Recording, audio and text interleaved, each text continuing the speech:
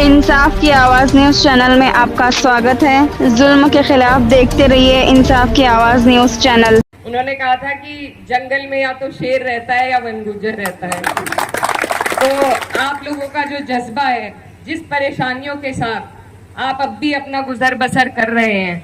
आपकी हिम्मत को मैं सलाम करती हूँ और आपकी परेशानियों को अपने दिल में यहाँ से ले जाकर मैं आपसे वादा करती हूँ कि अब जब संसद का सत्र होगा तो आपकी ये आवाज आपको संसद में जरूर सुनने को मिलेगी। साथ ही में जैसे रोमा मैम बता रही थी कि जिस तरीके से मणिपुर में इन्होंने आपस में लड़ाने का काम किया,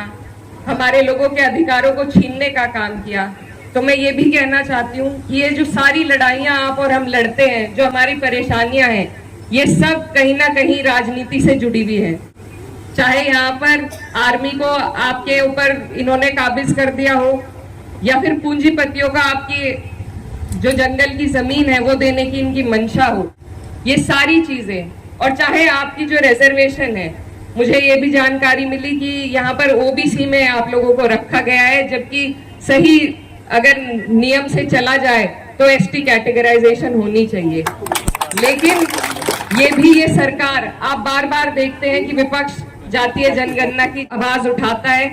ये जनगणना करना नहीं चाहते, ये किसी को सही अधिकार उनका देना नहीं चाहते। तो ये जो सरकार है, इसकी नीयत है, इसकी नीयत सिर्फ पूंजीपतियों के लिए, आपके हमारे लिए है ही नहीं।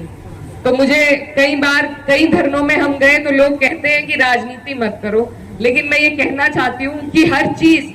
आपके हर टैक्स, आपका पानी का, स्कूल का, शिक्षा का, चिकित्सा का हर अधिकार जब सरकार से जुड़ा हुआ है तो राजनीति तो बीच में आनी ही चाहिए। तो इसलिए आप लोगों से मैं ये कहना चाहती हूँ, जितने वक्त से मैं राजनीति में हूँ, होश संभाला है, तो हम जानते हैं कि बेहट के लोग, यहाँ पर ज्यादातर बेहट के लोग मौजूद हैं। आप लोग यहाँ पर भाजपा को तो उठने नहीं देते। आगे भी मेरी आपसे यही गुजारिश है कि 2 साल में यहाँ पर राज्य का चुनाव है और अगर हमारी सरकार बनती है, मैं आपसे वादा करती हूँ कि आपकी ये जो अधिनियम है, वन अधिकार अधिनियम जो 2006 में हुआ था, इसको लागू कराने का काम आज नहीं तो 2 साल बाद, अगर आपने हिम्मत दी, ताकत दी, तो हम इसे कराने का काम करेंगे। और उससे पहले संसद में चाहे मंत्रियों से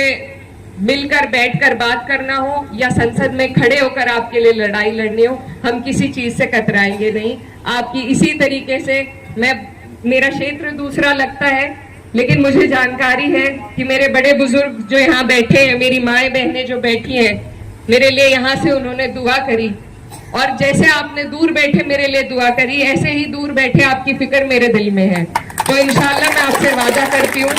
कि वन अधिकार न सिर्फ वन गुजरों के, पर जितने भी 36 कौम जो यहाँ पर हमारी मौजूद है, सभी के अधिकारों को लड़ने का, सभी को एसटी कैटेगराइजेशन मिले, आपका वन अधिकार अधिनियम 2006 लागू हो, ये दोनों काम हम पुरजोर तरीके से उठाने का काम करेंगे। और मैं मुन्नी लाल जी को कहना चाहती हूँ कि मैं क्योंकि नई हूँ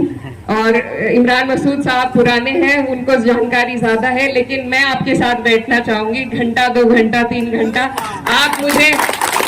तफसील के साथ सारी समस्याओं से अवगत कराएं और मैं पूरी कोशिश करूंगी कि जिस तरीके से आप बताएंगे उसी ईमानदारी के साथ मैं भी आपकी लड़ाई लड़ूं।